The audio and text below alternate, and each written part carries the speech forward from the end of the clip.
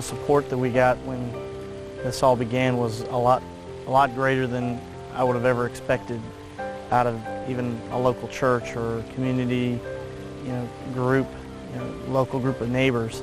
And you consider how many people are so far away and distantly removed from one another. It's pretty amazing. There was just no shortage, no end, no way to estimate just how great the number of responses were. There were so many people came and did so much for the family. It was enormous, far more than I ever expected or felt like we deserved, but it was truly a blessing. We human beings, we want to be connected with a group. We want to have a group that we identify with. When it involves more fantasy, there is perhaps something unique with some folks who get into these obsessed identity sorts of things. They might be more inclined to put all of their resources and certainly their sense of identity into one thing, when fantasy is part of it. Human beings have always gravitated towards being part of a greater social order. The interesting dichotomy is that once part of the society, they yearn to express individuality.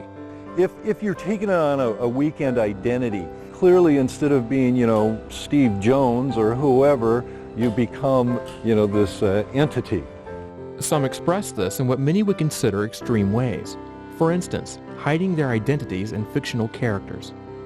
We make ourselves targets for the media. There's a stigma attached to anything that isn't, mainstream. Entering the public spotlight, they can face the danger of ridicule and mockery. Now as the original epic hit the store shelves in a new trilogy, junkies are coming out of the woodworks. They're dressed in full Star Wars garb. Ever since the baby boomer generation, I think American society has been guilty of having enough time, money to indulge in whatever their inner child at some formative age just latched onto. Some find support through others who share in their obsession, forming a subculture which sometimes struggles for legitimacy and identity. Do you have a favorite, Carrie? Did you ever get into this? I never got into it. You missed out. Yeah, I don't know if I missed out. There's certainly people that might look and say, well, why bother with all this? Good job, gentlemen. This isn't reality. This isn't serious. Luke, I am your father. And I know that guy is not your father, Scott, because I am pretty sure that most of them are single. Actually, they really stand out. They're very exciting.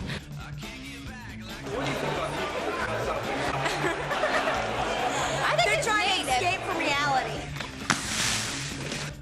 Who are they? They are the Fighting 501st. Now look at these costumes. You guys made these costumes and put these together. Oh, a lot of us make this stuff. Really? Yeah, absolutely. We belong to a group, an international fan club. You're part of that organization. You mentioned several thousand members around the world, though. That is correct. We have members in Europe, in Asia, all over the world. Oh my God! Sure. Have you ever heard of the Fighting 501st? No. I've never heard of the Fighting 501st. Excuse me? Do you know what a 501st is? The 501st? No. I'm a little scared of these people. 501st. Is that college savings fund? I don't know. Hook me up. Perhaps. I don't know. But why is political group? Why? So why would adults dress like this? This film is an effort to explore that. To do this, we had to crack the outer shell to see what was inside. What did we find? It's a story of one man and an idea, an army of thousands, and the lives they touch. What would inspire an adult to wear a science fiction costume like a stormtrooper? He might have been rejected from the space program. They really enjoyed their childhood.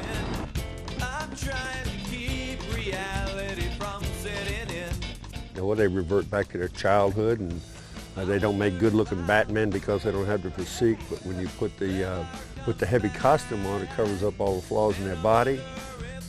This is the story of the Fighting 501st. It's over now, and I don't know how. Living in a world of make-believe. Well, it's over now, and I don't know how. I know that they also have, in addition to being just geeks dressed up, they also like to don't hold anything back. Really. Don't you have anything better to do than walking down this road with white plastic parts on your ass?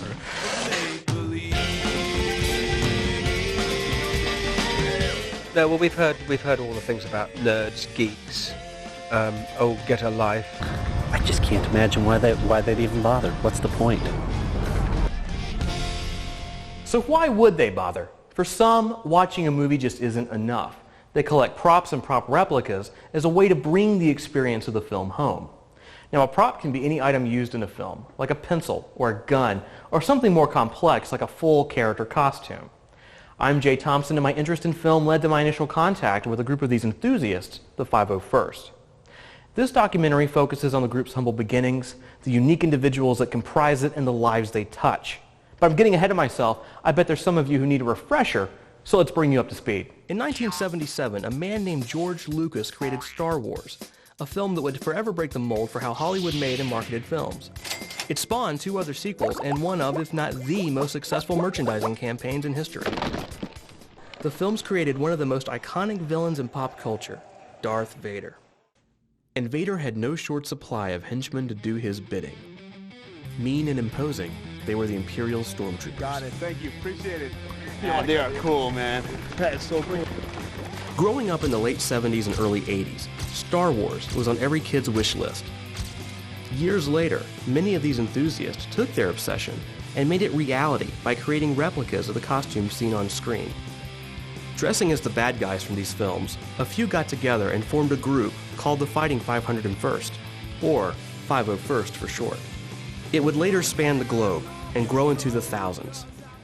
Perhaps surprisingly, the 501st is the brainchild of one man from a small town in South Carolina. All right, I'm Alvin Johnson, and I'm founder of the 501st Legion and former Legion commander, president. What was the third thing you wanted? I blew that one, didn't I? Well, I was born in Kansas to a retired military father. Dad retired from the Air Force after 27 years of service. Served World War II, Vietnam, Korea, and moved around a bit after that. We eventually ended up in South Carolina. Well, when I was about, must have been 6 or 7 years old, you know, that was almost the first movie I ever got to see. Walked into the theater and there was a big sign with, face of Darth Vader on it. And I remember telling my parents, well, why don't we go see this? You know, it's the first movie theater I've ever been in. I was used to watching this teeny little black and white TV in the Ozarks. And they're like, no, we're gonna go see this movie, but we'll see this one next week. So I went and saw the religious movie, and then the next week we went to see the Star Wars film, and I was just blown away.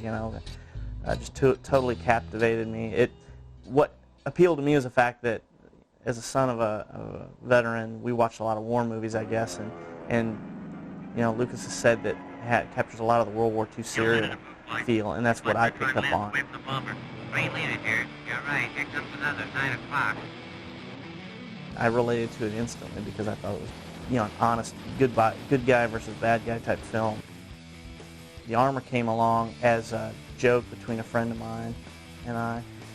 Wouldn't it be great to be one of those stormtroopers from the old movie Star Wars? And Star Wars had just started coming back. I'm here with Russell Henderson, CO of the Carolina Garrison. Now, what does that consist of? The Carolina Garrison consists of both North and South Carolina.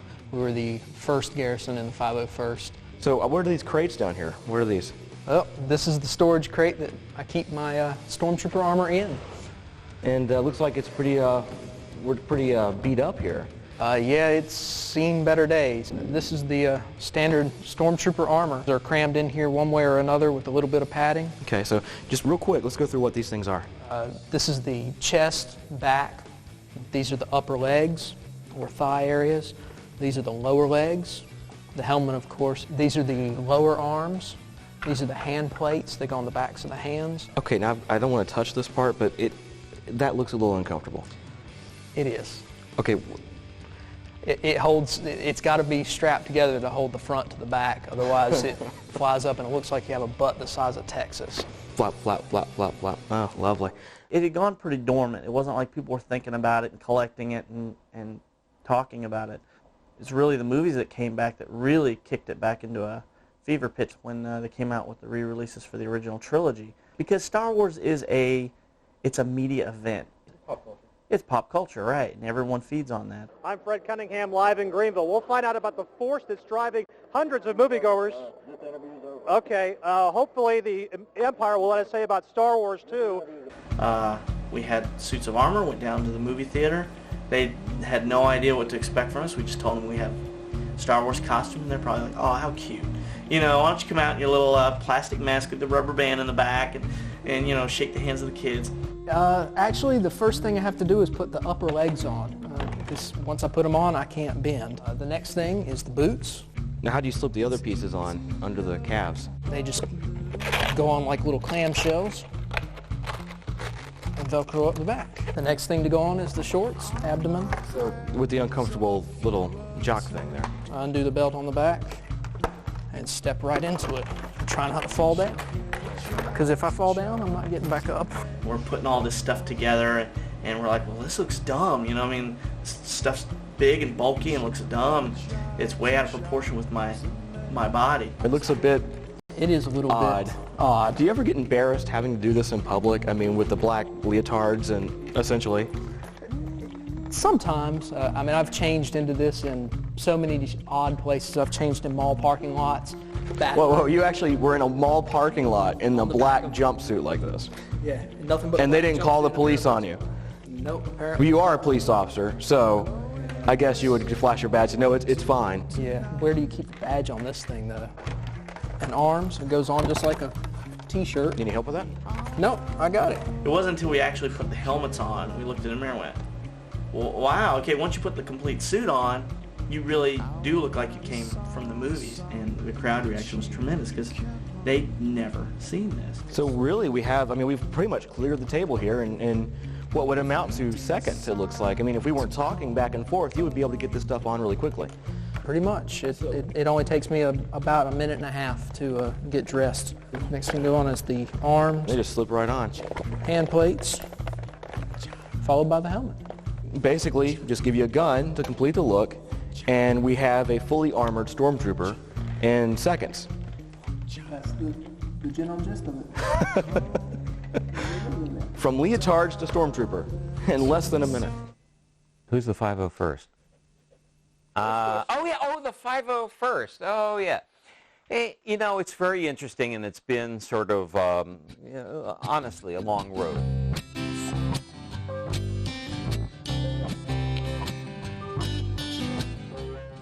My name's Steve Sansweet. I'm head of content management, director of content management, and head of fan relations for Lucasfilm. Even before I joined Lucasfilm, in the early days, I was bureau chief at the Wall Street Journal, but I had been writing books about Star Wars and Star Wars collectibles on the side, as my non-official job. So I remember coming to, being invited to a meeting of Lucas licensing because I was writing about collectibles, and I can remember even in the early days, even before the 501st started, and there were people starting to make their own Stormtrooper and Vader costumes. There were Lucasfilm official appearance costumes, and then there were these fan groups who were just starting up. How did it grow from there?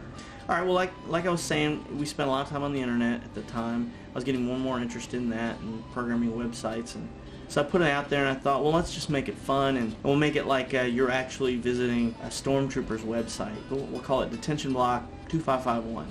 You know, they used to call each other TK numbers on the screen in A New Hope. So I thought, what number would mine be? I'll just pick my birthday, February 10th, TK210. And here's TK512. And here we are, at some movie theater, some Cineplex. And it was a couple weeks into the gag that I got I think it was Scott MacArthur from Winnipeg, I think, up in Canada, sent me a picture and said, hey, I like your site. And it's a picture of him standing next to this beautiful lake with a sunset, and he says, TK so-and-so is on, some pleasure planet taking his leave. And I'm thinking, well, that's kind of cool. Yeah, we'll throw that in there like a little snapshot of one of the guys from the barracks. One of the guys from the barracks having his little vacation. We'll put that up on there. And before you knew it, more people started emailing going, hey, can I get my picture up on Detention Block 2551? I'm thinking, well, yeah, okay, this is starting to be a fun little collection. Why were people doing this? They were doing this out of their love and their passion for Star Wars. There was no official licensed costume. There still isn't. What's some of the problems you have? Anywhere you see black, it pinches. After several hours, the plastic here on the edge and on the inside tends to rub the inside of the arm raw right through here, and you get what's affectionately known as track marks. Like a heroin addict. Well, Russell, it looks like you have a really complex costume here. It's not the most complex one I have. Really? Yeah, let me show you. I gotta be honest, it looks a lot like what we saw. What's the difference? This is an Imperial Sand Trooper costume. It's what the Desert Troopers would have worn on Tatooine during the first movie. It looks dirty. I see, like, it's much dirtier than this. This is what you had originally, and this is... The dirtier, the better. Most distinguishing feature is the fact that they wear field packs, which is basically a really big, heavy backpack. Right, kind of like the Army does and Marines. I like the Army.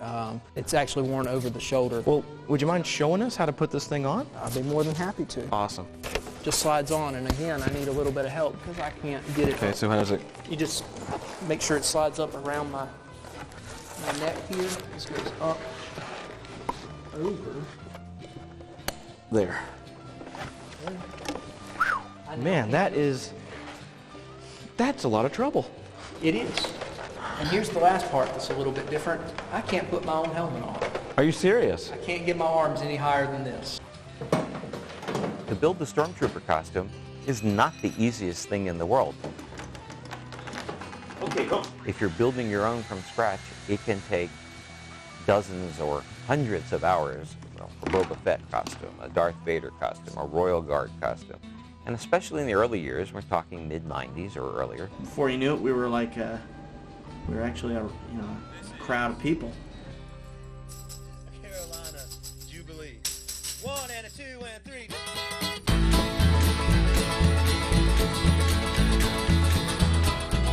Albin's idea caught on, and within a year began to expand. Well, I guess my daddy had brought me up down. But what would I call them, And we also had to come up with a neat motto, like the fighting unit. And so Fighting 501st came about.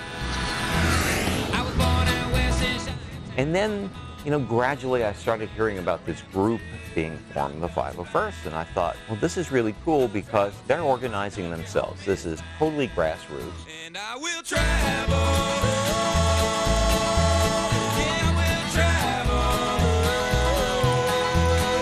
I will travel till my country home is found.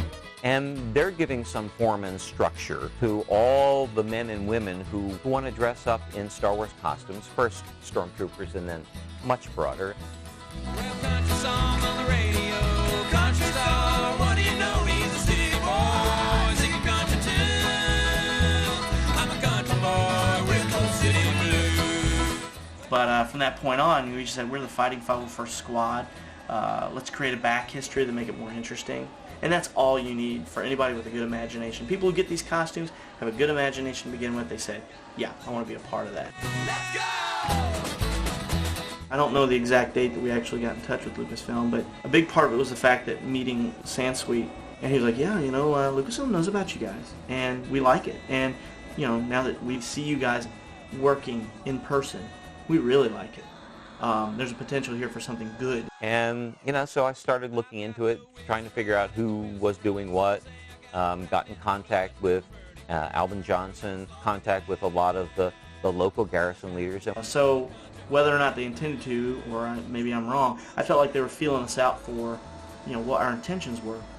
I think when they realized that we were doing a hospital visit that weekend, they realized, well, there's more to these guys than just walking around, boosting their own egos. We started to develop this relationship, which has really blossomed over the last couple of years.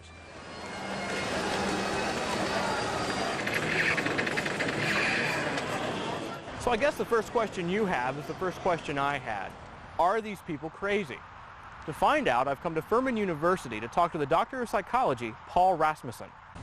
What would motivate someone to dress in plastic in their adult lives? I don't think it's probably necessarily a desire to go dress in plastic, but I think people are motivated to do a lot of things that bring joy to what we might call a otherwise mundane life. At what point could this obsession turn south or go ugly? Well, yeah, that's probably a fair question, and I think anytime anybody's doing something to maybe compensate for a life that's not as fulfilling as they want, you sort of walk on the edge a little bit. Scott Allen, Brantford, Connecticut, TK0413. Should have been TK13 though, but someone stole that on me.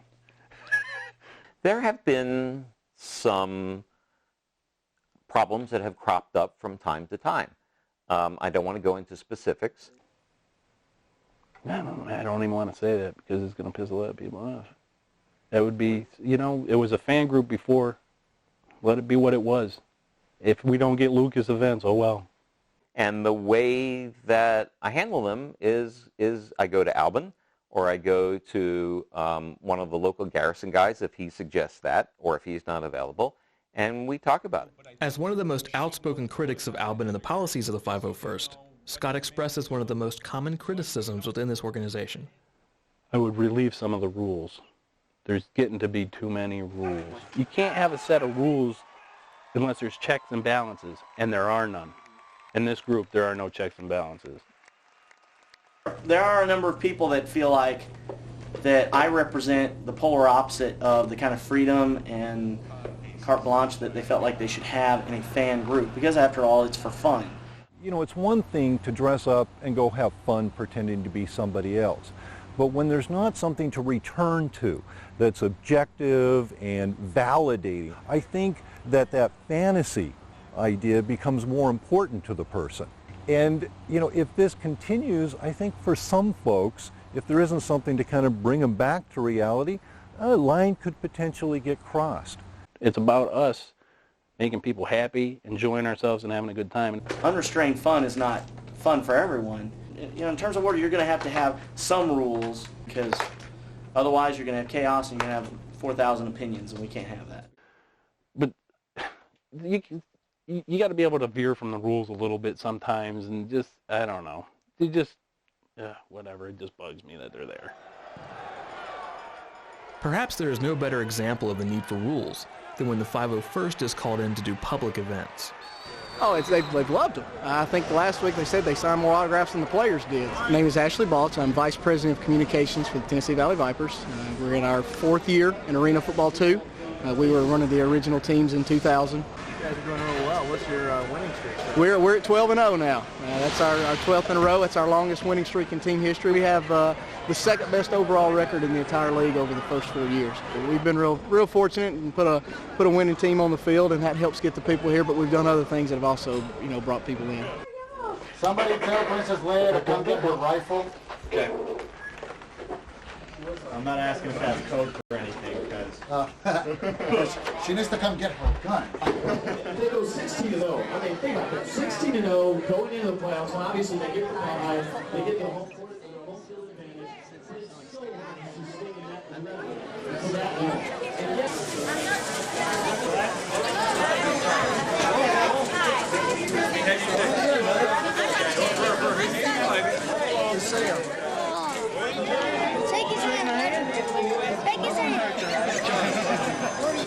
How long have you had this child? I don't know, for about 7 years. Let me see your identification. I don't need to see his identification. So it's to see those guys in costume and they interact so well with the fans and the kids that who's not gonna eat that up. Now, if I have my lightsaber, could I get you right there? Actually, a guy that is involved works with my wife. And he brought it to her attention that they would love to do something, and Jamie Etheridge emailed me and sent me some information, and our owners looked at it and said, hey, we got to do this. And we brought him in a couple of weeks ago, and it went so well that Art said, let's get them back. I don't know if I'm going to make it to the 50-yard line. You're going to make it. And these are all brand, re-velcroed all of it. Will that work? What are your thoughts about going out there? A lot of fun. It's just like any event. It's been a lot of fun. You think this is going to be just like any event? I'm just praying that I don't fall apart on my way out there. I tend to fall apart at the worst moments, worst possible moments. You're going to come out with me on the toss. We're going to take you on out to midfield. Can you toss with the gloves on? Yeah, I did it last time. Okay. Yep, no Well, you know problem. what's going to happen. He's going to give you the coin, toss it, let it hit the ground. Yeah, that's what we did. Last time we were here, we walked out on the field. They introduced Vader coming out on center field to flip the coin. The place went wild. It was louder than we had heard it all night. So what's your thoughts going back? Oh, I can't wait. Last time I had to stand on the goal line. This time I get to go to center field. I want to hear it resonate in my helmet again because it was awesome. It was absolutely awesome. Yeah, whatever, that's fine. I'll escort you out there. That'll be fine. I'll introduce you to the referee. Okay. So you want me to call you Darth or Mr. Vader? You can say Mr. Vader, Darth Vader, whatever you want to do is fine. Okay, here we go, one more time. One more time. Very cool. Okay, we've got...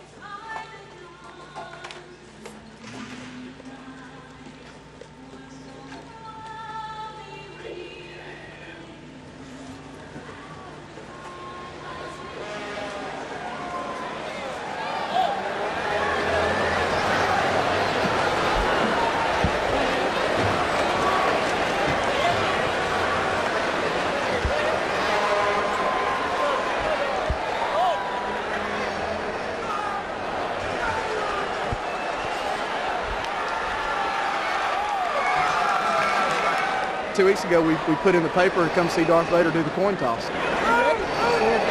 Here we go. So yeah, it's definitely something to play with, something to have fun with, and it's worked.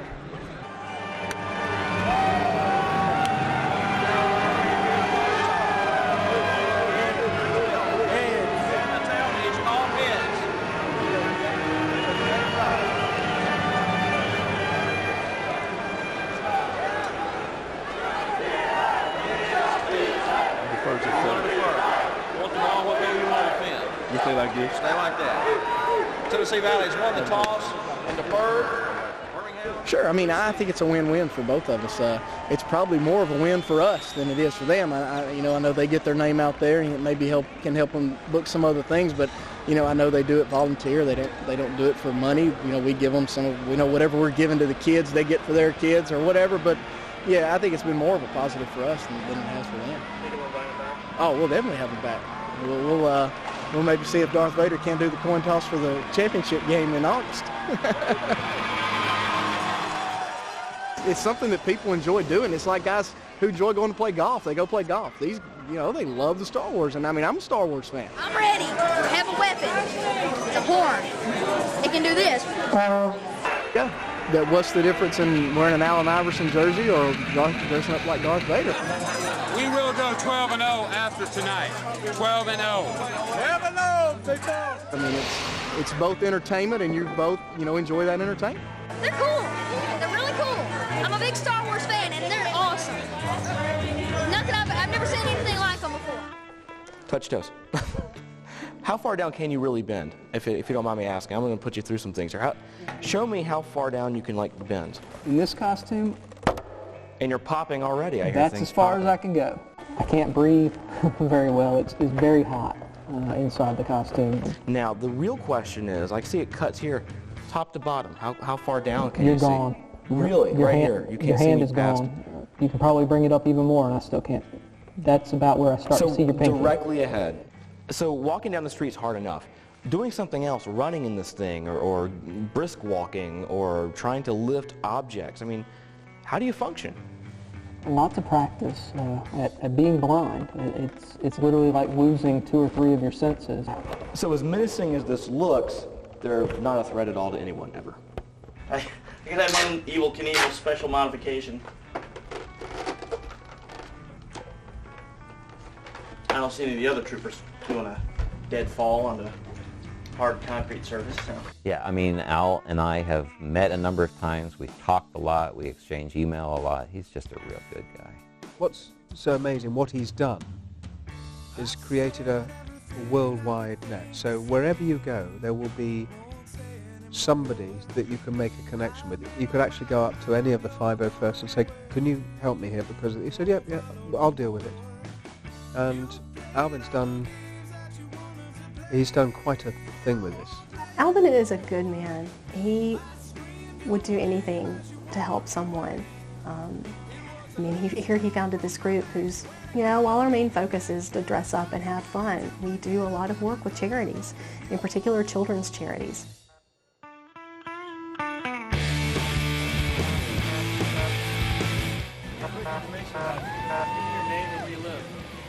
Keith Arbini, lifetime resident of Bay Ridge, Brooklyn. Proud to be a New Yorker, and proud to be a member of the Empire City Garrison.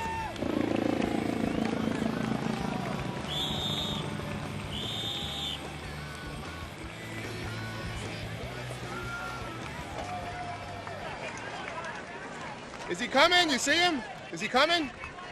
Anybody see the Stormtrooper? Is he coming?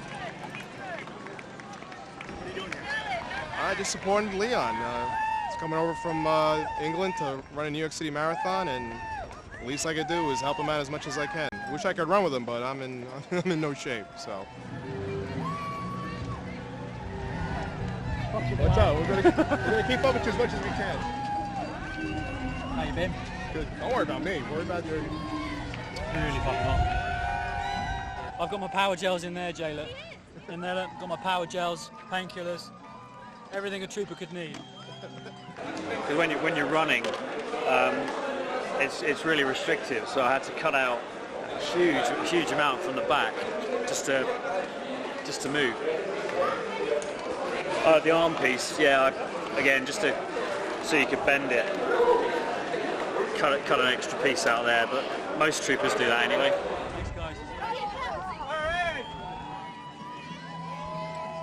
Crucial piece of modification I made was to the cod piece. I had to trim the cod piece slightly because, well, that was one place you didn't want any chafing to happen. It's a really cool thing to run this marathon in armor. That's so cool. I'm very jealous. So. Amazing, absolutely amazing. I'm shocked that he's running in that outfit. Like, I wouldn't even imagine you running 26 miles in like a t-shirt and shorts, and you're running in a Jedi outfit, something, I don't know. Very funny, commend him. Absolutely, I think people are probably like absolutely think it's hysterical or cheering him on. Anything like that brings attention, it cheers you on, it makes you move a little bit faster. I think it's awesome. Water. How you doing? All right. Doing good. Support you.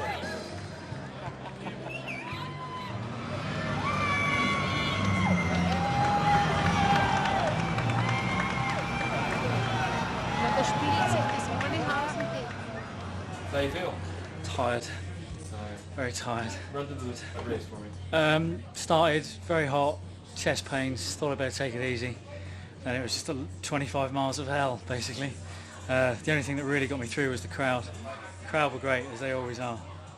Oh, so hot today. So hot that the crowd were brilliant. They always are. Oh, Jesus. The costume just seems so heavy this year compared to last year. What did they think of the costume of people on the street? They loved it. They were like, a lot of them didn't know what it was. A lot of them thought it was Darth Vader, but everyone loved it. So you raised some money for a charity. Yeah, Talk about that. a couple of $1,000 probably. 2 charities, one in London, Chase Children's Hospices, and one right here in New York, which was Starbright Children's Foundation. Both basically just helping sick children try to lead some semblance of a normal life, do some fun things. So that's what it's all about. Don't all have to pitch that. We get in with us. Well, I think certainly Alvin, as an amputee, has a much greater understanding of other people with disabilities than perhaps the rest of us would. The traffic had just come to a stop because with the rain, people were slowing down. I guess there were some other accidents. But for whatever reason, I didn't stop in time. I hydroplaned and tapped the van in front of me. We pull off the side of the road. He's like, you know what, don't worry about it. So, and I had just closed the hood. The guy had just given me the thumbs up saying, yeah, you're fine, don't worry about it. When I heard a loud noise and everything went black. What had happened, in fact, was a nurse, off-duty nurse, had been driving along, and instead of hitting the car in front of her, she had decided she was going to duck off into the shoulder of the road, and it hit my car and pinned me between the two cars. So luckily it was at an angle such that it cut me below the knees and only one of the legs, but it took one of the legs almost completely off. I remember one incident when we were traveling together with some other friends to a convention, and we stopped at a rest stop, and there was another amputee there, and Alvin went and spoke with him for quite a while, knowing they had that much in common. But one thing I've always admired about Alvin is he's never let the disability get in his way. And in fact, when he's in his trooper armor, you can't even tell. And he can fall down and get up easier than most people with two legs, I think, in his armor. Oh, there it is. There it is.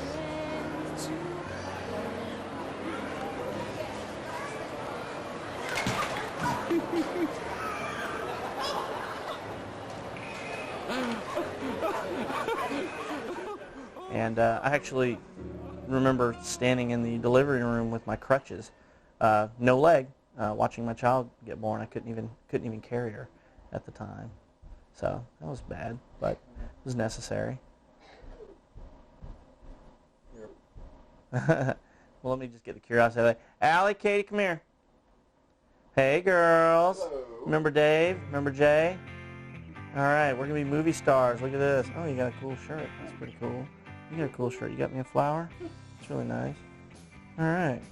Well, they are just filming a little thing about the Stormtrooper Club, so it's no big deal. So if you guys could play and just keep it down, okay? Because our microphone can pick up everything. Okay? So if you poop in the next room, they'll hear it. Right. We make ourselves, whether we know it or not, we make ourselves open targets for everything. So it's kind of a canned hunt. They're a canned hunt. They're always looking for the dork. Why? Because it's a sexy story. We make ourselves targets for the media. And we are actually the Florida garrison of the 501st Legion. Now, being the garrison CO, where exactly do you get to go in your the outfits and in all the hotness that you bring? We're just a bunch of people, normal people that like Star Wars. I mean, we like it a lot. Well, we do all kind of events for charity. We're big into Make-A-Wish Foundation. But we like Star Wars, and we want to use that to do good in our community, because we do mostly charity work. It's time, John Andre, to play Are You Single? Yeah. You guys ready? Raise your hand if you're single. We got a 2, 3 out of 6, not bad. Congratulations. I don't know if you guys, how many did you pick back there at the studio? I was guessing all. No. How much of a minority can this really be, guys?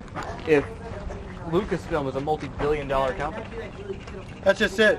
The other people, like say the newscasters that make fun of us. You know what? And I bet you go to their house. I bet you they got a copy of Star Wars on DVD or whatever, because they love that stuff. But you see, it makes good copy to make us look stupid. We do a lot of stuff for Leukemia Lymphoma Society.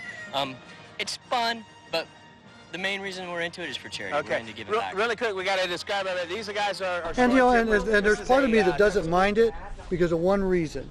It gets out that there's actually a group out there doing some charity work, because sometimes when they make fun of us, they actually mention that we do charity work.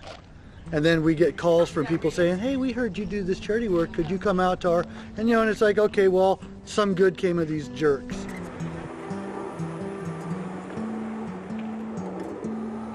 My name is Lori Comley. My son, Sean Comley, is here to, well, after we discovered he had a brain tumor. You know, when I heard those words the very first time when the doctor said it looks like there's a brain tumor, you know, the worst thoughts went into my head. Sean is a 10-year-old patient. He's been in the hospital for about 1 week now. I know. I love Star Wars. Oh, One of them. I am the father. he responded so well to the Star Wars. We had no idea that Star Wars was one of his favorite things in the world. It's kind of been one of my dreams. My name is Erica Crosswhite. My title is a Child Life Specialist. This is my first experience with the Star Wars characters. They've been coming, I think, for a number of years, and they have been wonderful. We had a great response today. This is something near and dear to my heart. For myself, I've had family both younger cousins of mine and older people who've been in the hospital. Just to give you guys a brief idea, and Brett and Sean, obviously anything that you see different, we're going into the playroom. We'll spend some time. I'll have some coloring books. The backdrop will be there. You know, just introduce yourself, say hi, I'm TK or whatever, or I'm TV, whatever. We'll take pictures. Obviously, none of us carry our weapons. The goal is, even if a child's a little scared or frightened, you're more than welcome to take off your helmet, because our goal is to make them feel comfortable and not to scare them. Everybody's walking away from the stormtroopers are coming. They're coming, bud. Yeah. It's like Eric is leading the pack.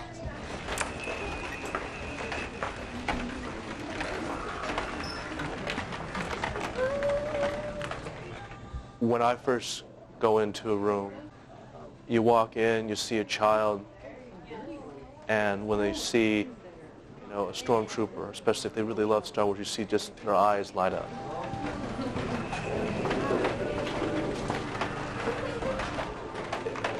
To me, it means the world to me. Hi, Darth Vader. Darth Vader. Nice to meet you. The force is strong with you, I can tell. I'd be honored.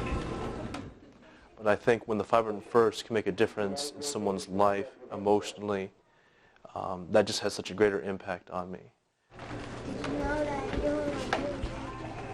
In life? Well, thank you so much. I truly appreciate that. You're my favorite fan. Thank you. I do better when I'm here. When I'm at home and I'm not with him, I think more about it. And, I still get a little bit sad. I just don't like to see my little boy going through this. I'm shaking. I'm shaking all the way down to. How does it feel after he's gone through all this to have these guys come in here? Oh, I think it's a wonderful thing. It's absolutely wonderful. When I heard about it last night, I was just excited to have them come meet him, to come visit. Young Jedi, what is your name? Sean. Sean. Is that S-H-A you got? No. S-E-A-N. Yes. Ah, the Irish. Very good. His eyes lit up just as big as saucers. He's so excited. I mean, and he's going to be talking about this for months to come. But how about if I color with you? Okay. What should we color? How about if we color me?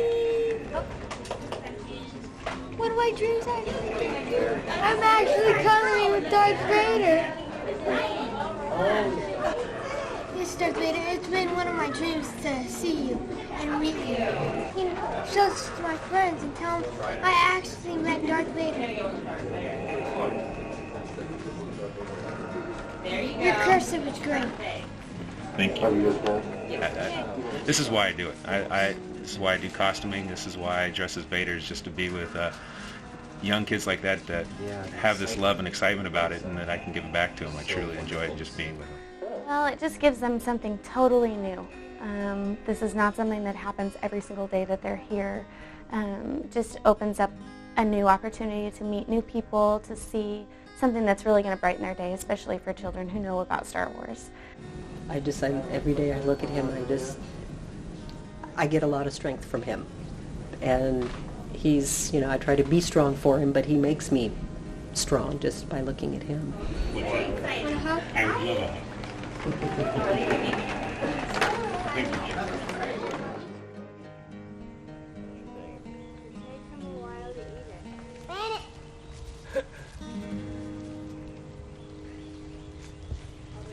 Bennett!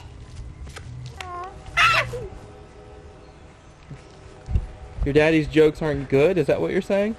No, the best one time he did a cockroach one under the bed. He said there was a big cockroach under the bed. Did he really? But how did I sell the joke? Made weird noises. Yeah, scratching the floor under the bed. I know he always spends time with his children. He spends a great deal of time with the girls, Allie and Katie. Mm-hmm. Mm-hmm.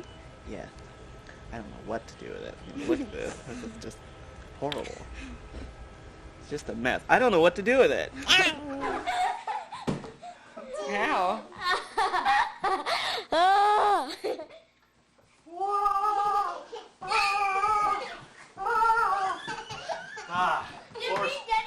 He's just a real solid citizen. He's just a real good steward of his organization. Doing good. I'm having a good time here. How about you? What I care about more than anything is the people I've gotten to know. A lot of people to keep organized here. Definitely. And once you know someone and you know that your work could benefit them and help them, and know that in turn they could help children in children's hospitals and Make-A-Wish or toy drives. Once you know that kind of waterfall effect is happening, then yeah, you do feel a little obligated that maybe my needs right now aren't as important as, what these people are getting out of it. He'll never admit to the huge group that he's brought together.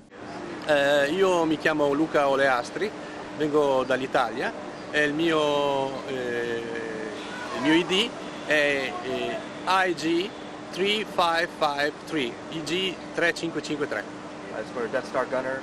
Yeah, Death Star Gunner. He'll just say, I'm just a guy that wears plastic. And yet, this guy that wears plastic has united over 2,000 people in the world. Mein Name ist Markus Rau, ich komme aus Köln, 300 Kilometer von hier circa, und meine TK ist 2902. How long have you been in the 501st? Not that long. I'm a Star Wars fan since 1977, but in the 501st I'm for 4 months. What does your family think of the Stormtroopers? Your daughter My daughter's really excited. She wants to be a Stormtrooper like her dad. But my wife, I guess she's more the Julia Roberts style, but the Star Wars style with my daughter, yeah, she's pretty happy with that. And she likes the people we're meeting. When you're coming to the 501st and you do the first convention, then you don't have the feeling to be new, to be a new member, and so do children. So when my daughter arrived today, she knew just Chris, and now she's familiar with all of them. So I guess this is really great. We're coming together. Most of them have children too. Some of them are here. So this is really great. Mon nom est Hubert Bardèche. Mon TK est ID 7312. Mon costume est donc un officier impérial, comme celui de l'amiral Ozol. How are your relations personally with other fans around the world? The world. I think we have good relation with other fans from other countries, like Germany, like in Europe.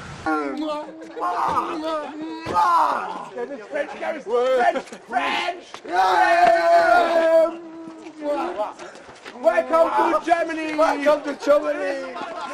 We never met these guys. Never seen them before. Yes. That's all right because we love them, because they are French. You know, there was World War II. This was an accident. We did fight them, but that's not a problem anymore. I think that really takes something. I don't know too many other groups, certainly we're not right off the top of my head, that are so diverse with so many members throughout the world, and yet who have all come together under this one umbrella. And honestly, I don't think Alvin Johnson's a bad person. I know he doesn't like me at all. Yeah, he's done a lot for the group. Is he important? I just see it as like, who's going to vote Alvin Johnson out of fucking the head honcho place? It seems to me the most charismatic 2% are leading the less charismatic 80% of this group, and the other percentage just happens to do their own thing. Right. It's very cult-like, and I don't mean that in a negative way. I just mean there seems to be a structure that's very cult-like. Can you see where that might come into play in an organization like this? Well, yeah, I think we can talk about that a little bit. You know, we human beings, we want to be connected with a group. We want to have a group that we identify with, and within that group, we want to have some status and some significance. But we don't all want to be leaders, because the fact of the matter is, being a leader is a pretty dangerous position to be in. You know, a lot of responsibility that you could fail at. You could irritate a lot of people and have to deal with some mutiny, you know, from the followers. I have pretty thick skin. People aren't going to insult me. I've been called every name in the book by people in this group. I've been called a thief, a liar, you know, a con artist, an ass kisser. I've been called a glory hound. I've been called a glad hander. I mean, I've been called everything. Scott invented a few other words, you know, in his emails. You know how like when you meet him for the first time, a lot of people are like, oh, that's the guy who da-da-da, and they're all, you know. And I actually seen people walk away from him and go, man, how disappointing was that? They put him in this huge limelight, and then when they meet him for the first time, they're like, oh, really?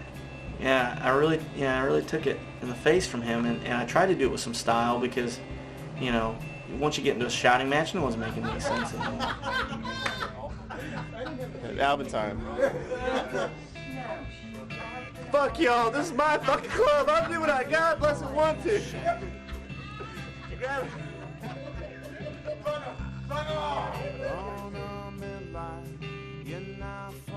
The pressures of maintaining the role of 501st figurehead took their toll on Albin.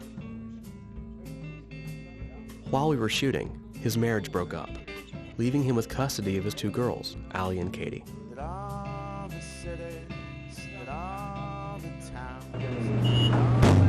Ridge hand technique. To add to the responsibility, he was charged with the care of his elderly parents, who were moved into his home. His father, who had been such an inspiration, now suffering from Alzheimer's. That all the cities, that all the towns, that all that's man-made, if you sigh, it'll all fall right down. I tried to reassure Albin one night, as he was feeling the full effects of these events. Low standards.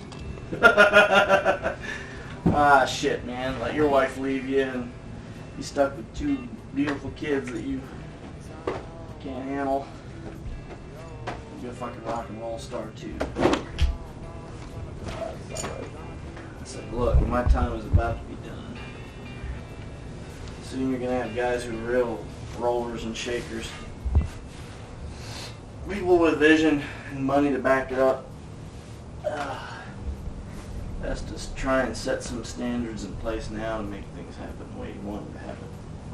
Because I'm a thing of the past.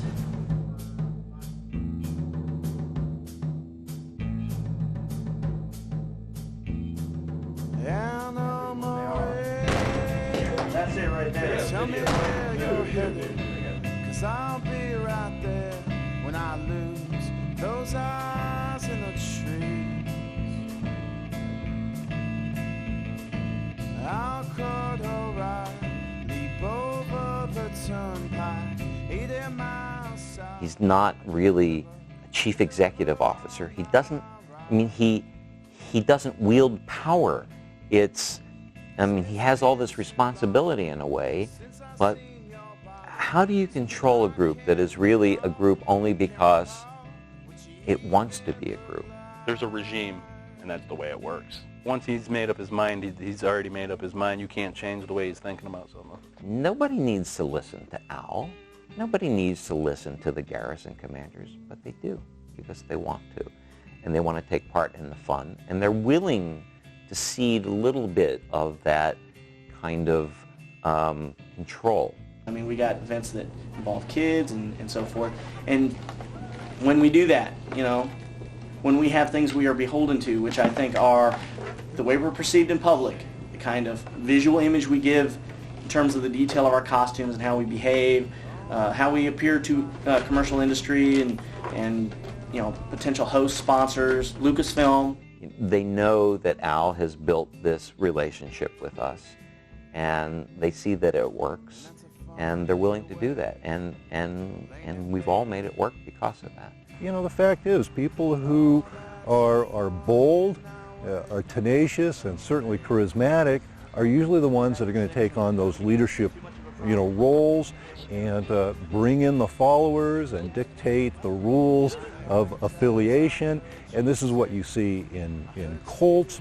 But to be honest with you, it's what you see really in any group.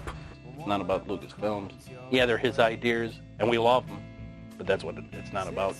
Being a corporate industry of the 501st Stormtroopers, and that's what it's turning into.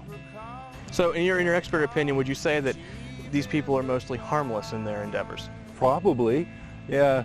And Albin's got to be in everybody's ass about everything, and it's not working.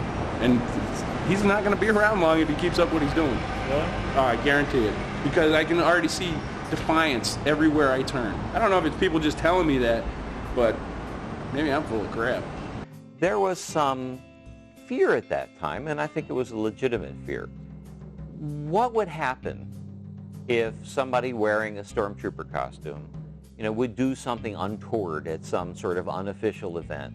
Or goes into a school and shoots everybody up? I mean, yeah, I tell you, that's a nightmare scenario that's, I think, everybody's thought of. And the media would pick that up, and et cetera, et cetera. You think maybe that's what's going to happen. I mean, you could posit any kinds of things to the end of the world. Cross that bridge when you get to it. I mean, there's nothing you can do about it.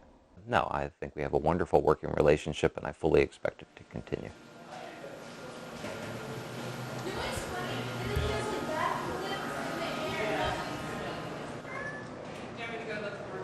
Well, in a way, I mean, I can relate to the fan base in the way that when I grew up, I was a fan of fantasy and science fiction and adventure films.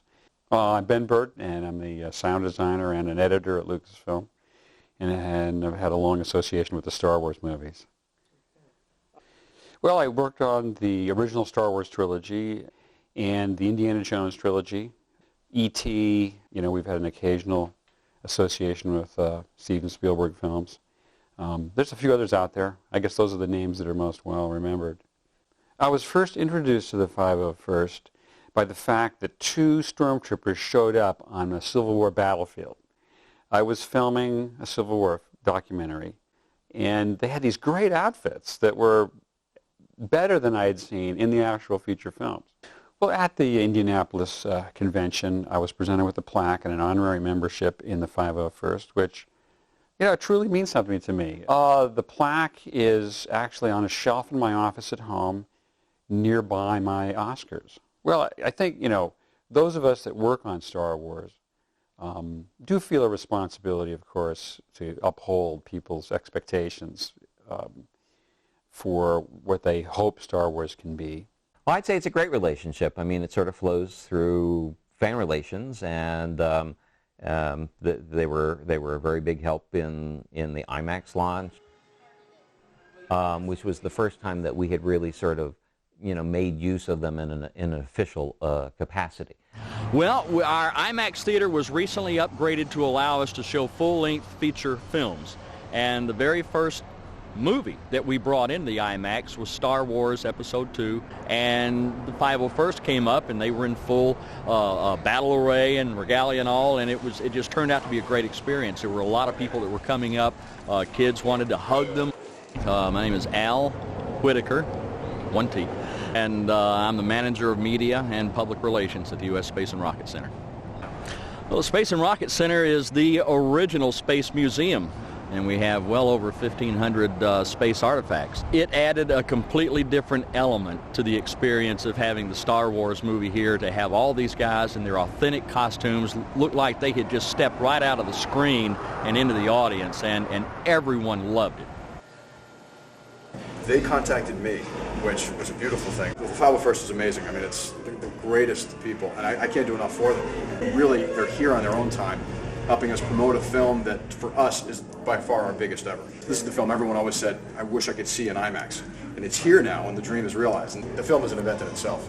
But to have characters that people know, I mean, it doesn't matter if you're a fan or not, you know who these characters are. And to have them personified in front of you, it definitely adds to the big event that the film already is.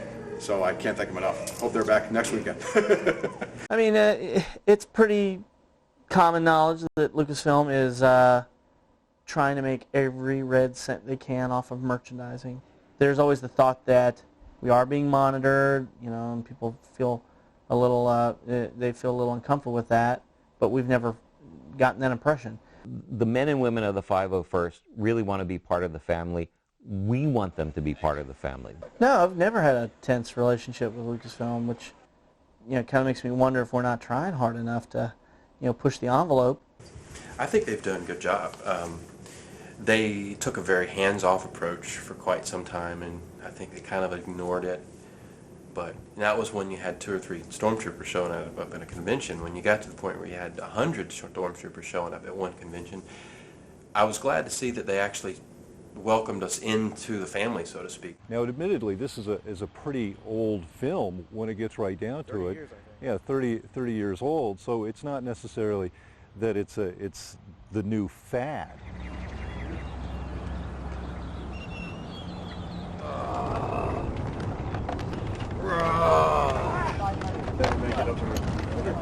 What's up, bro? Okay. Check one. Ah, crap, I forgot my folder.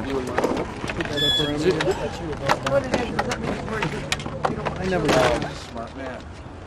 You get to add your own personality to a character that has been basically immortalized in time. These are Imperial beans. What's your name? My name is Joshua C. Cole. I'm a staff sergeant in the United States Air Force. What draws you to this? For one, just the Star Wars aspect, but in the other sense of it, it's just like when you see the look on a kid's face, you know, when they run up and, you know, they believe, you know, that you're the real thing. I mean, that's just one of the most incredible feelings in the world. And plus, to know that you're also doing something and giving something back to the community at the same time is just, it's heartwarming, and it, you know, it makes it all worth it. That's probably the thing I live for, is knowing that I'm making someone else's day. Obviously, charity work and fundraisers for organizations like Make-A-Wish are nothing new for the 501st. Occasionally, these requests are outside the norm. The white plastic isn't always what does it. It's the fact that we made so many friendships and fellowships, and we do charity and stuff that tells us, hey, this has staying power. So I think we're going to be doing this for a long time. This year has just been a really good test of who's going to be doing it and what are we going to be doing in that time. In April of 2005, the Florida Garrison contacted me with the story of Christian Stafford, an 8-year-old child who had been diagnosed with leukemia. Star Wars became his escape. It became a method for him to escape the reality of what he was going through. All right, you ready? Yeah. All right, take a look. Wow. Take it out of the package.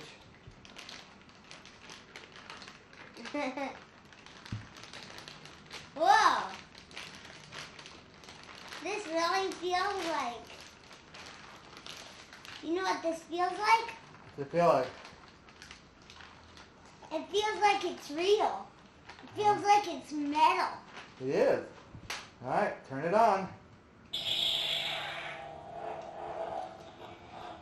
My name is Rick Stafford. I come from Orlando, Florida. I'm a dive master for Walt Disney World. I've got 2 master's degrees. I'm also a fitness instructor for a boot camp program that's run down in Central Florida. I get a call. The doctor did a simple blood test and said, don't pass go, don't collect $200. You either have Shands, Arnold Palmer in Orlando, or Wolfson's Medical Center in Jacksonville to get him to right now, because it appears he has leukemia. Christian is my clone. And the one thing in my world, the one person in my world who looked up to me at all the time. You be a skydiver like your daddy? You skydive like daddy? Could die. Cold. You cold? Why are you cold? Because I took a bath. Took a bath. You all clean? Hold on, let's see. Squeaky, squeaky, squeaky. Good morning, Christian.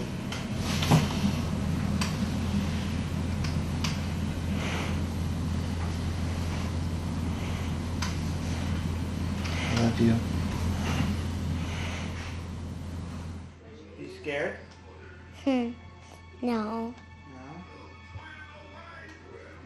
Okay, today is Sunday, the 29th, day plus 19 of the transplant. And today, for the first time, Christian is eating popcorn. Yum, yum, yum, yum, yum, yum, yum, yum. How's that popcorn? Good.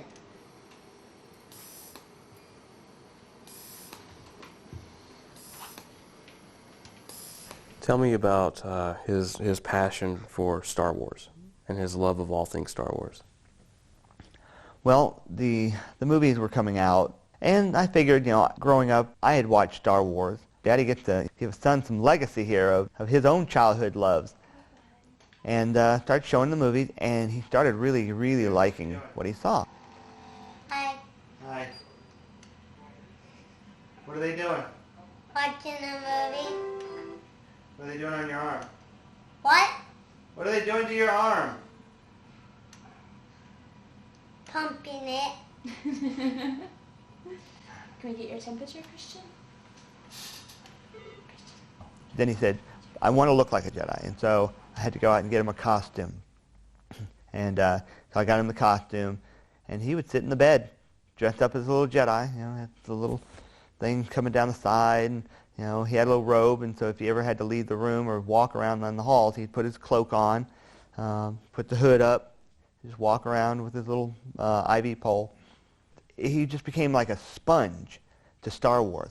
And so I kept feeding his desire because, you know, I didn't know how else to keep his mind off of the reality of what he was going through.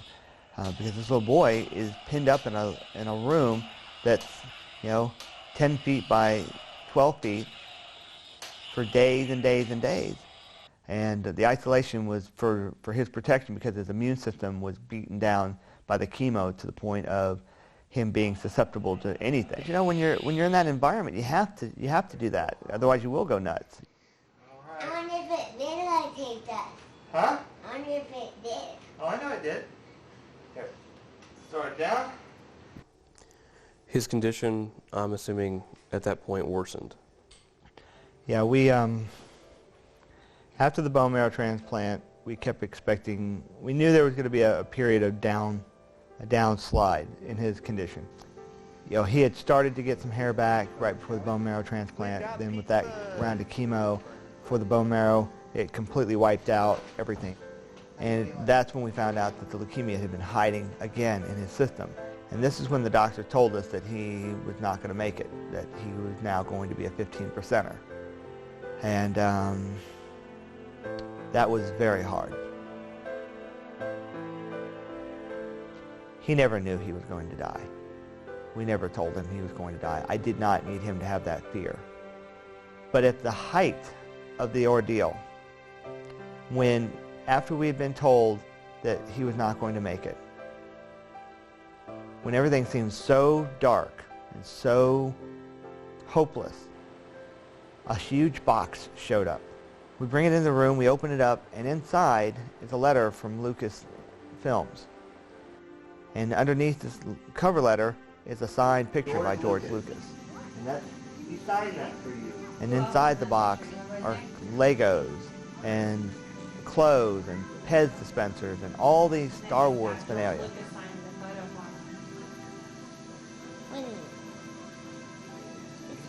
It's his head. Yeah, that's what I was looking for. His head, we brought it too.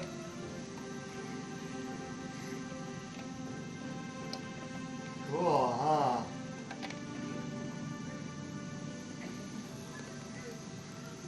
My mini saber. Just like yours. And how do you view that corporate entity? I mean, in that kind of framework. I thought it was an amazing thing. You know, it's one thing to just send maybe a signed picture, but to have somebody go through the warehouse, pull things off of shelves, put them into a box, pay the postage, and mail it to a little boy on the other side of the country just because somebody said this little boy has cancer and likes Star Wars. And I was very, very proud to write a thank you letter to them. It meant a lot to me to let them know that what this meant to us. Okay, what do we have? I have my Star Wars spaceship. How long did it take us to make it? I forget. 6 hours and 34 minutes. And then that package was then followed up by another package from Lucas Arts. So Christian was never in short supply of things to do or games to play. Daddy, you gotta see this. I first got in contact with the 501st by accident. My goal was to bring Christian down to MGM Studios where they were holding Star Wars weekends every year, but every weekend he was sick and therefore we were at the hospital, so we never got the chance to go. There you go. The button was not. So I was forced to bring an alternate version of Star Wars Weekends to him. While doing research for Star Wars Weekends, I noticed the parade, and I noticed a lot of stormtroopers in the parade. And at the bottom of the picture was a caption that said, Florida 501st Garrison. And this was going to be my answer to bringing Star Wars characters of different varieties to Christian. I knew this was getting close to the end of Christian's life, and so I had to act fast. So I contacted the members of the Florida Garrison and requested their help. And I was thoroughly shocked by how quickly they responded. Did a good job, buddy. The 501st, we're going to present him with a certificate making him an honorary member, as well as a helmet and a blaster. So that was all planned. We were all ready to do it. He started not responding as well to the medications anymore, and he was becoming more and more tired. And the morning of March 6th, which was the weekend before the troopers were going to show up, he woke up that morning not able to open his eyes. And he was very upset about it. And he kept asking me to bring him something that would keep him awake. You know, and he's like, Daddy, can you give me something to keep me awake? I'm so sleepy. I'm so sleepy. So we tried to get him something, and we just couldn't keep him up very well. And the hospice nurse came and took some vitals on him, and then took us aside and said, this is probably the day. What goes through your mind at that point when someone tells you that?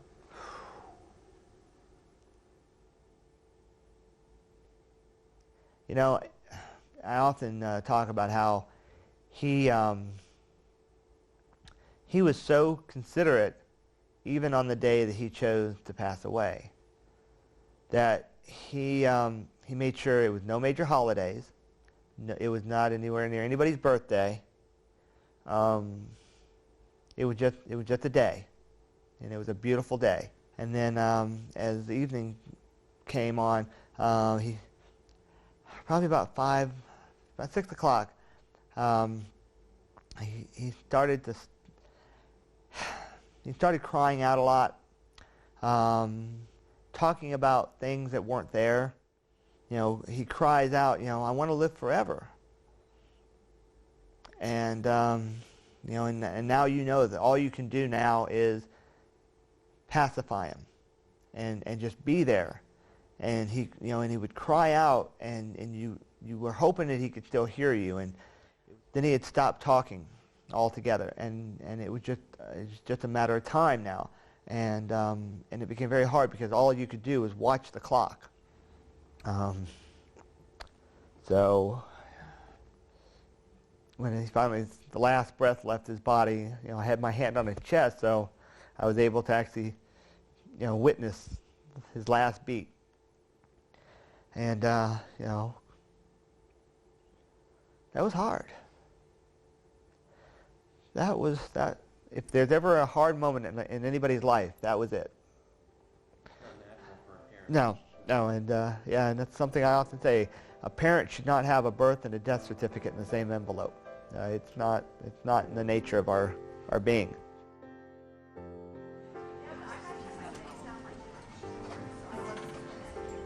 Well, knowing Christian the way I did, I know he would prefer to have people happy about the time they spent with him, and he would want to show off the things that he did. And hence came forth the celebration of life ceremony. Well, instead of everyone being sad, it was a celebration of life, showing off his Lego collections, his Star Wars collection, and his artwork, a video, and some of the other things that made up who Christian was. It was a showing of everything that was Christian.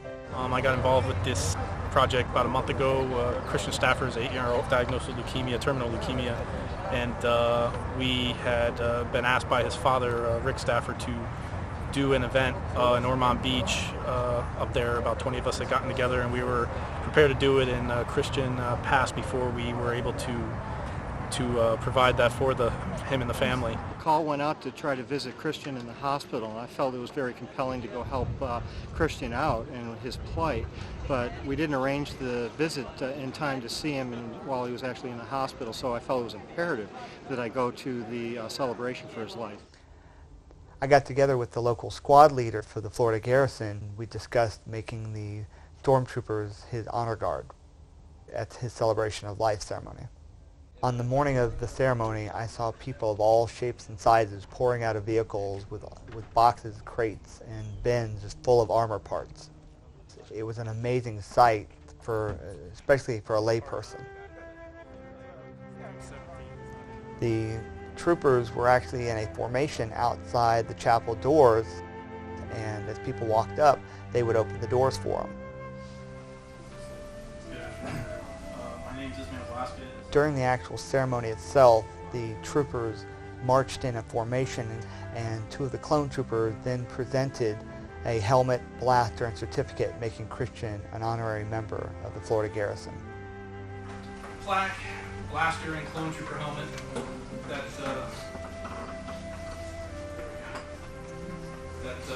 We came up with this. And from here on in, Christian will always be a member of the 501st Legion and also the Rebel Legion.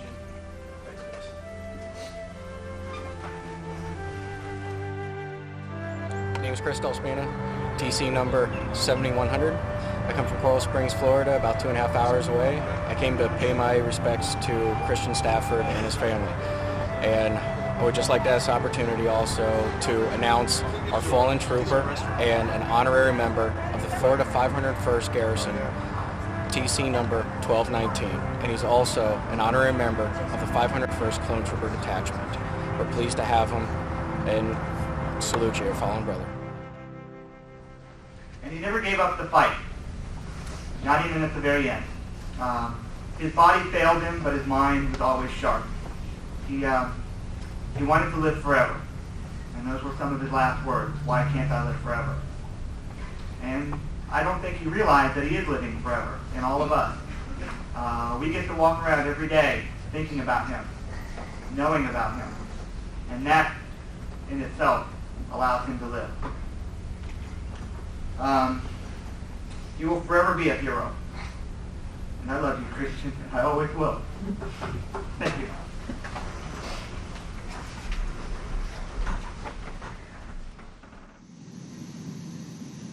How do you feel? Happy. Feel good?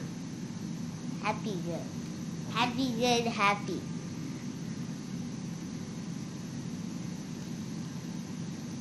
You know I love you? I love you. Very much.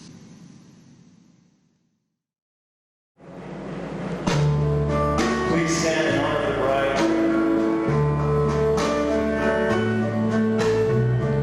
Wise men say,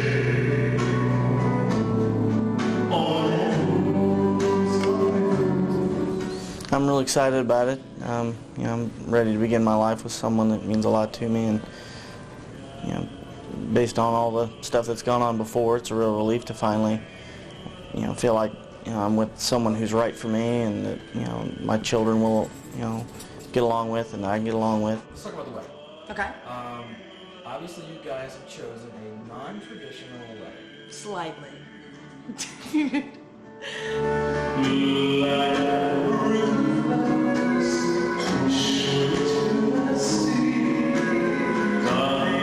I feel like a Vegas wedding is a little slice of Americana, and I've always wanted to take, part in something like that. And I was like, let's go to Vegas and get married. He's like, fine. I'm like, all right, let's get married by Elvis, which he was all for because he's a huge Elvis fan.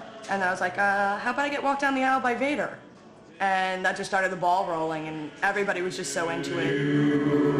Well, thank you. Thank you very much. Dear friends, the name's Elvis. I'm alive and well and here today to exchange wedding vows of Alvin and Kathy, who presents this lovely bride to be married today. Thank you, sir, and may the force be with you. Oh, it's a kick. It's a kick. Love doing it for Alvin. I mean, he started a great thing. What started out as just a chance to get away and make a personal bond between the two of us quickly became an opportunity for us to include the people that mean a lot to me in the 501st. So I feel like even though I can't invite all 2,000 or whatever members to be with me, the very few that are here coming out and showing their support just means the world to me. You, Alvin, and you, Kathy, promise to let your love be very strong so that it overcomes all of life's obstacles. Sir? I do. Very good, man. I do. Very good. You, Kathy, and you, Alvin, promise to love, honor, and cherish each other, always speak the truth, to care for each other in sickness and in health. Ma'am? I do. Sir? I do. Very good. I want you guys to look into each other's eyes.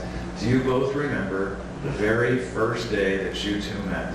Yes, we do. Very good. I met Kathy in Dragon Con in Atlanta, Georgia, 2003. I met him at Dragon Con. We were drinking at the time, so he was the only one who wasn't on the floor drunk. So it was an impressive trait.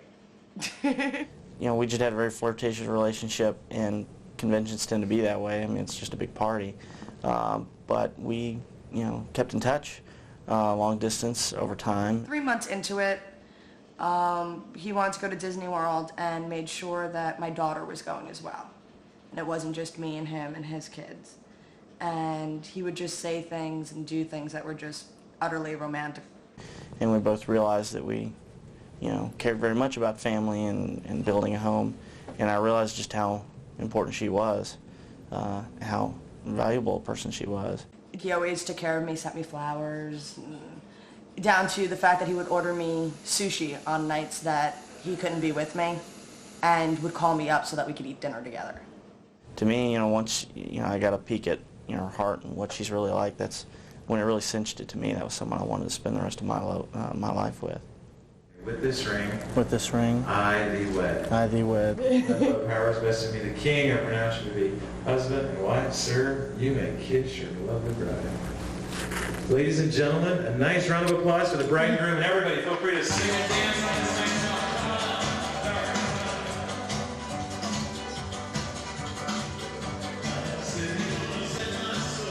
It all goes back to the kind of impression a lot of people have of a wedding like this.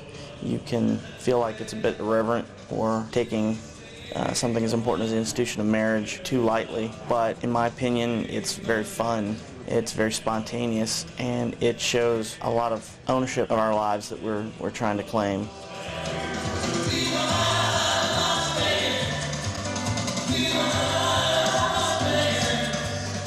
And I feel like, you know, when life gives you enough crap, sometimes you've got to be able to roll with the punches, where we're going to go into it guns a-blazing and have a good time and make the most of it, because I know she's committed to this, and I know I'm committed to this.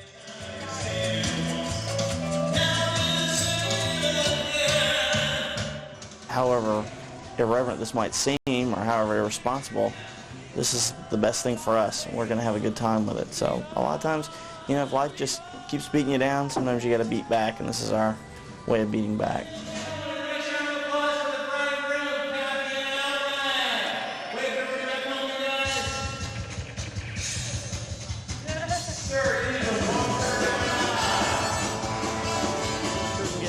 Thank you so much for coming out. I wish I could stick around longer, guys. I really do, but you know, I appreciate it.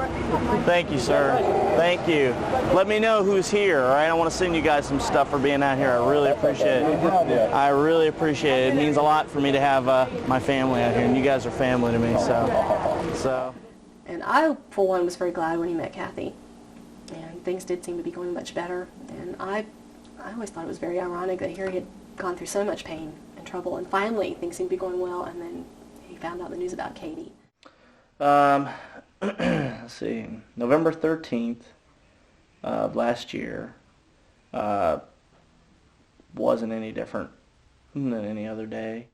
I've never understood why it is that it seems that so many good people have to go through so many bad times, and Alvin has certainly had his share of bad times. We were getting ready for Christmas.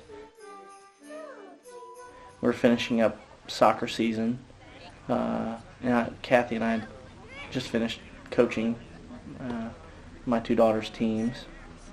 And then out of the blue, you know, I get a call from my ex-wife to meet her at the hospital because, you know, my 6-year-old daughter, Katie, had experienced, you know, motor control problems or something.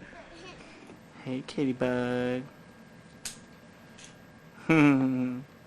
Katie is a very sweet little girl. She seemed very quiet and shy to me. I went down to Disney World with Alvin and the girls a while back for one of the Star Wars weekends, and she seemed to be the quieter of the two. Yeah, I heard every bit. That's not funny. Kind of funny. Hey, Katie. You're so cute, I could eat you up. No, Mama. And the MRI comes back, and we're ushered into a room and told there's a mass, on the MRI, the base of the brain.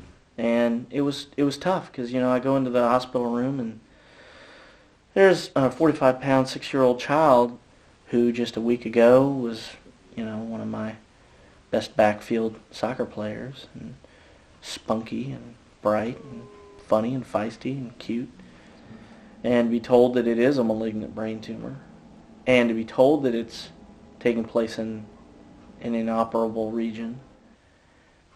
And that's when you realize you signed up for a lot more than you thought as a dad, And I think it was the point when he said, for the first time, this was not curable, that it's terminal, that it's inoperable, that he could say in as polite terms, in as clinical a terms as he could, that, your child's going to die from this. That's when your world changes. I mean, it's just, your world's takes on, the hues of black and white. It's no longer in color, it seems darker. It's suddenly those other people you hear about are now you. That's when I think I had my second wave of grief, and I just had to go back to the hospital room, and by this point they had moved Katie to the cancer center next door, and I just totally lost it. I mean, I trashed the room. I tore shit up, they called security on me. I just had to go to my bad place. I had to go to my dark place because I couldn't afford to go to my dark place later, and I couldn't afford to have that stuff hanging over me, while I was trying to make conscious decisions. I knew there was probably not much that I could do except just be supportive and be a friend, and as I told them, sometimes you just need somebody to do normal things with. And I've only seen her a few times since she's been diagnosed with her sickness, but she doesn't seem to let it get her down. She's still out there playing. She's still doing many of her events that she did before she got sick, so I have to admire that. I honestly don't know how he goes on sometimes. I don't think I could.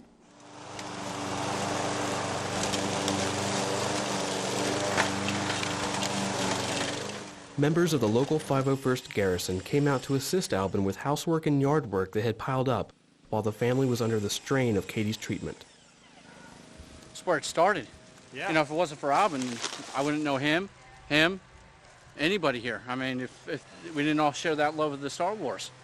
And that's it. And, it's what we do. We help out people in need. And then it turns out our founder is the guy that needs the help. I'll stop what I'm doing and I came right down. It's really sad irony. The guy who started it, who got us into the hospitals, and now we're in turn going to his house for his little kid. I mean, it's not fair. That's, as a parent, it's just not fair. I mean, the Carolina Garrison, that was such an enormous gesture right there, just to come out to the house and work on the yard and the painting and all the other stuff. I mean, that was just stuff that we felt like, well, we're never going to get around to doing this. And how horrible is it that we can't even take care of our own house? And you feel a lot of guilt about that. And sometimes if you can't attack the problem, at least you can attack a lot of the outlying problems that compound it, that make it worse. So, and that was you guys are just huge. I'm just amazed that you guys came out to do all of this and let me yell at you for a while, too. We ain't even done yet. Yeah. Yeah, we're just getting started. I'm saving the weepy thank you for later. Does anybody look at your high-class wine? Yeah, before we dive in, let the honorary holy man here. Honorary holy man. All right. That's kind of scary for you guys. Awesome. Let the Mormon guy bless it. Yeah, let the Mormon guy bless it. If the Catholic starts getting green smoke, get an old priest in there. That's right. Bow your heads. If your head starts smoking, step out of the circle. Yeah, but that's the thing that really blows me away is that I've gotten letters and cards and gifts for Katie from Italy, from Spain, from Japan, a lot from Germany. And we've got a lot of friends in Germany, all over the country. Father, we thank Thee for each and every day that we have with friends and family, and loved ones, and I ask Thee to help us make those days count for the most that they may. I say these things, Father, in the name of Jesus Christ. Amen. Amen. Amen. Amen. Due to the ever-growing outpouring of love, Albin's friends created forkatie.org to act as a worldwide focal point for their support. Your stories, they bless me deep.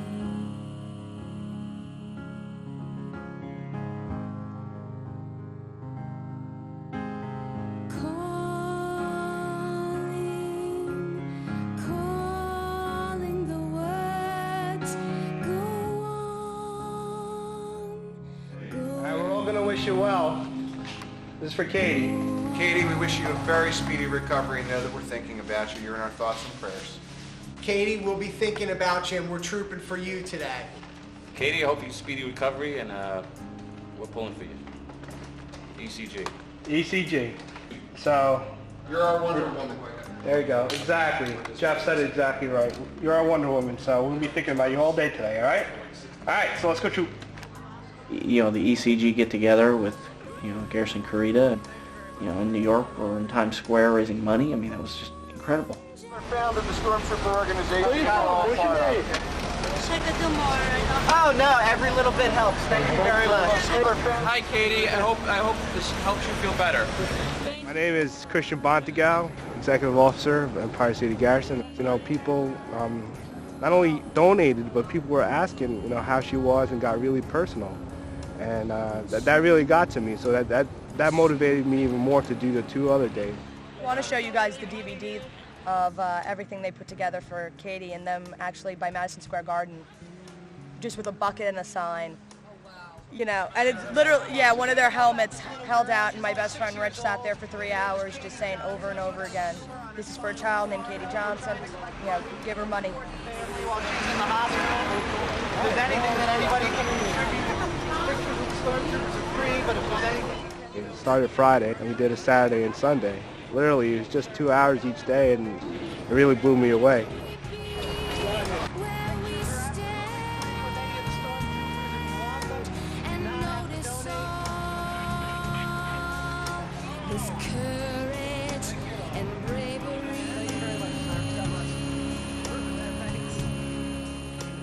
But you know, New Yorkers, we all get together, and it just happens. Some magic in New York. Pictures are free with the Stormtroopers if you want them, but anything you can donate would be appreciated. Thank you very much. God bless you. Thank you. I can't believe Rich. He's like a tape recorder. Yeah. On and on and on and on and on. Katie received videotape messages from actors associated with Star Wars, and even a certain soft-spoken director. Okay. This is George Lucas, and I'm just here to say, get well, Katie. I'm Hayden Christensen, and I wish you get well, and our thoughts are with you. We are 501st Japanese Garrison. Get well, Katie. Get well, Katie. Take care.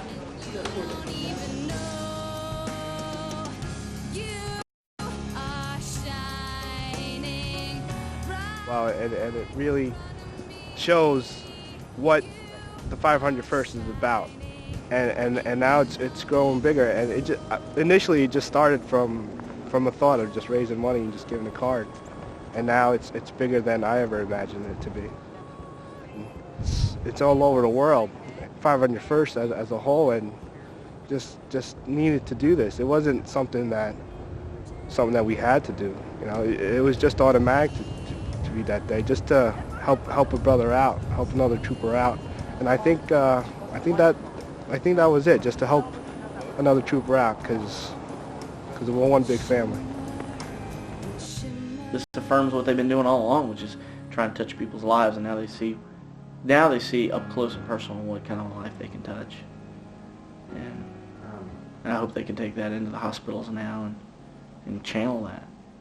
I'd met her before, and I met her before she was diagnosed, and it was pretty, the drastic physical changes and what happened to her.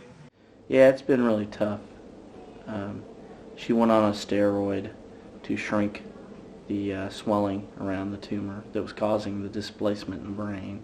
You know, you got your tumor and then you got the area around it that as it swells and reacts to this invader starts causing even more damage to the surrounding structure. So to get that to shrink, you know, we gave her the steroids, and unfortunately steroids just have a very traumatic effect on the body. Keeps you from producing certain chemicals you need and causes other side effects. Katie got a voracious appetite, gained twice her body weight, or doubled her body weight, mood swings, irritability, all kinds of side effects to this. When a child has to talk about losing their hair and nausea, throwing up all the time, and IVs going into them, and catheters going into them, and having their body violated, it hurts me because I went through 6 weeks of that, and then another year following that with my leg. And I had my body violated in so many ways that after a while I couldn't look at it anymore as anything but a machine. And it was kind of hard to see that change in my daughter. And it broke my heart to think that she'll have to go through that. But she is, and there's nothing I can do about it except just stand by her and give her my strength.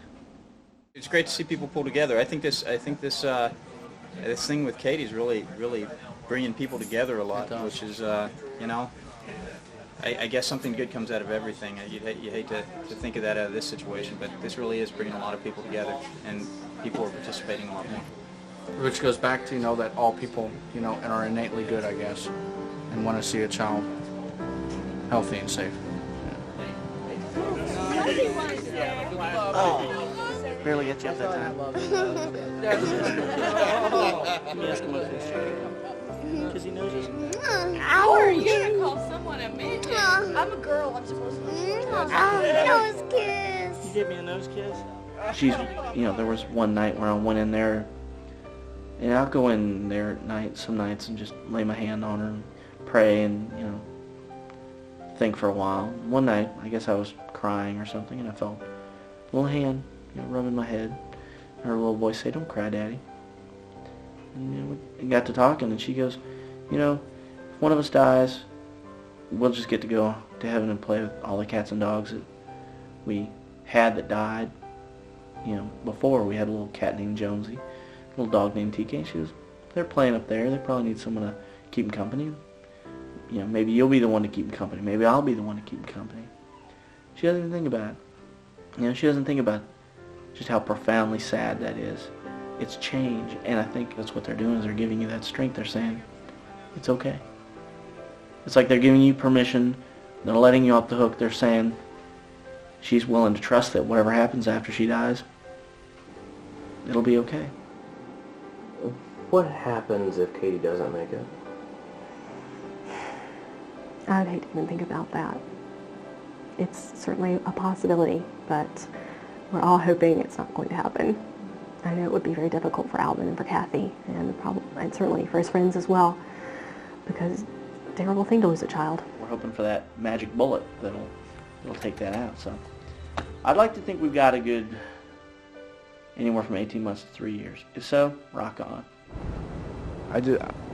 Basically for me, I just want Katie, to get better.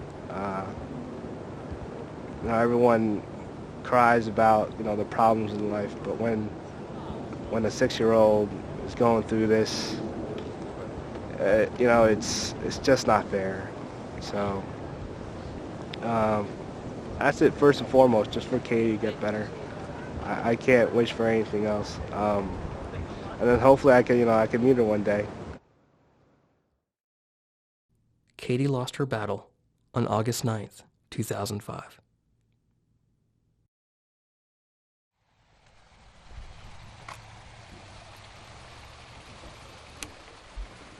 After Katie passed, we realized that the choice to have her cremated, you don't have a place you can go to that is in memory of that person, like at a cemetery. So the idea was to host a bench at the park where she used to come and play here in our neighborhood. So a bench was added to the park. And I don't think it would have happened if it had just been one or two people here locally asking about it, but the fact that so many people got together and made it happen. It's just a beautiful thing because now there's a place you can come and you can and remember her in a park she enjoyed when she was healthy. And it's just a wonderful thing to feel like you can come and reflect on her and meditate on her. Katie's birthday was coming up, and we really didn't know how to celebrate it. Her last birthday was celebrated in joy, knowing full well what was going on, and just thankful that we had her for another year. Rather than regard it as a time of dread or mourning, we wanted to celebrate her life and remember her the way we should. So we thought, well, the bench being where she is remembered most, we felt like it was time for us to say what we had to say to Katie. So Kathy and Allie and I each wrote down our thoughts about Katie and wrote actual letters to her, and we tied those to some pink balloons and just came out here and released them, hoping that in the sort of romantic sense that they would find their way to her.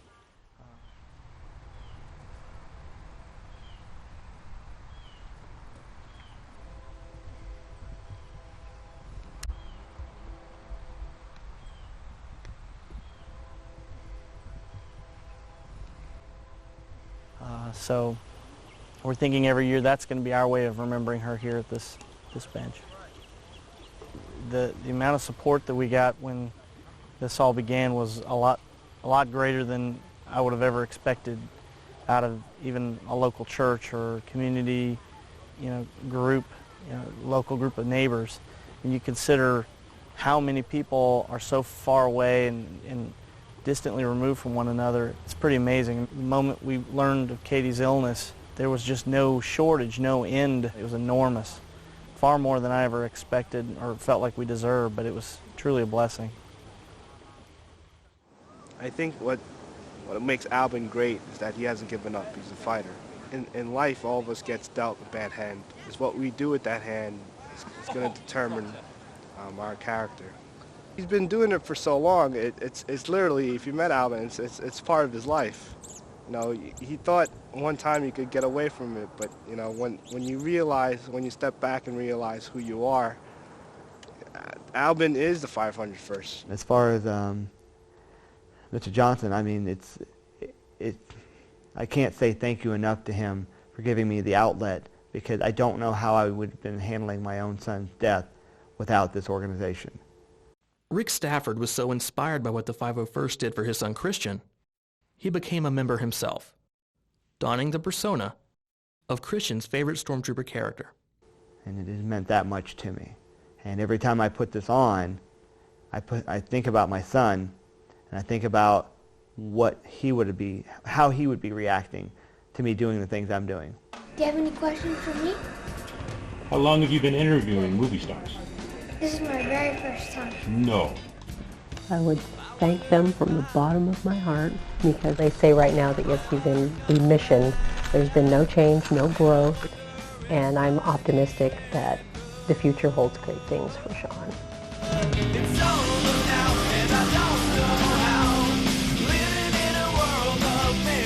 These guys are great. They've all got great attitudes. The costumes are just unbelievably authentic.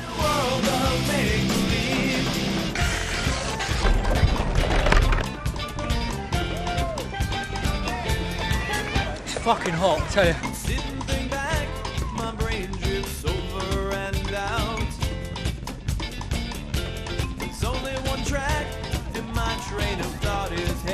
I suppose I'd be dressing up in costumes if I wasn't making the movie. Remember the last time I paid attention to the signs. My concentration's going down for the count. Thank you so much. Thank you. If you don't face down your fears, they're going to own you. I think in every story there is a message, even in a sad ending. I would hope that people don't take this as just a defeat. If you just leave it at that, then you learn nothing from it. I would hope that people will grieve with me and then move on to that and try and make something positive out of that. And I think we're going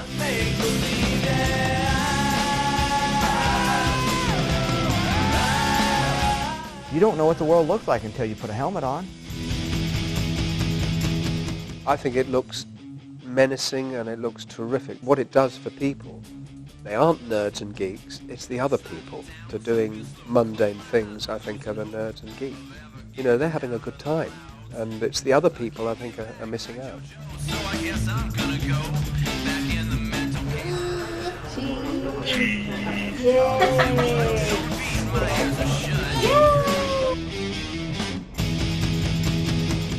We can all be kids at heart.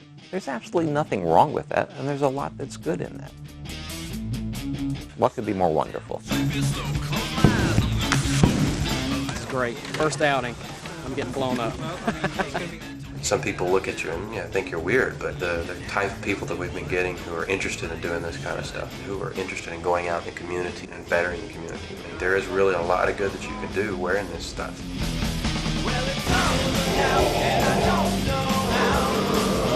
And I think there is no nationality, it's only culture, like a religion. Everybody is together to be happy, to live in a good passion of Star Wars and everything. I think that's the best way for life. I often joke that you're only here once unless you're Shirley MacLaine. This is your life. When it's over, either there's a higher place and you're going to go there, or it's all over. You're here once, so you might as well make the most of it. Do what you have to do. I look back and I got plenty of regrets. But the 501st is never going to be one of my regrets. The 501st is one of the greatest things that's ever happened in my life.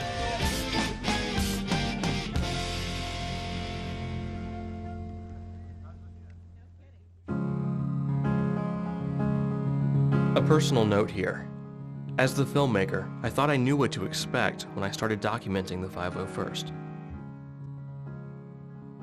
The story I discovered was surprising and touching in ways I never expected. I learned that one person can still make a difference, despite what some would consider disabilities. I've learned that as human beings, our similarities far outweigh our differences, and the most normal of people do the most unbelievable things through the most unlikely of personas. Say hi. Finally, I've learned that love for one child can move the world, and although you may lose a battle, the war is far from over.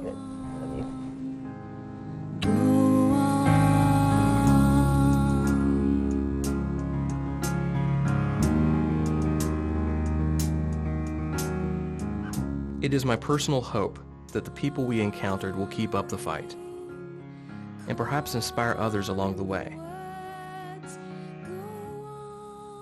Something tells me they will.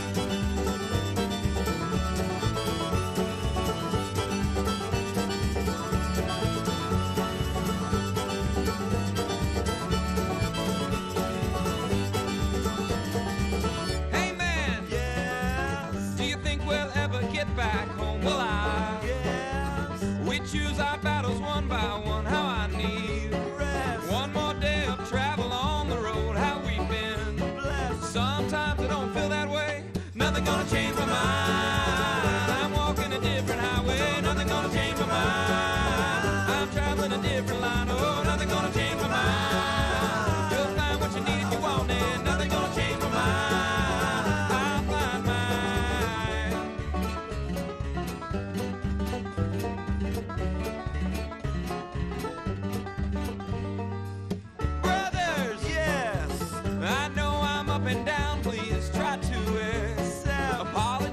Sadness that I found the years we've spent. Nothing short of grateful for our trip and those we've met. Nothing short of thankful. Nothing gonna change my mind.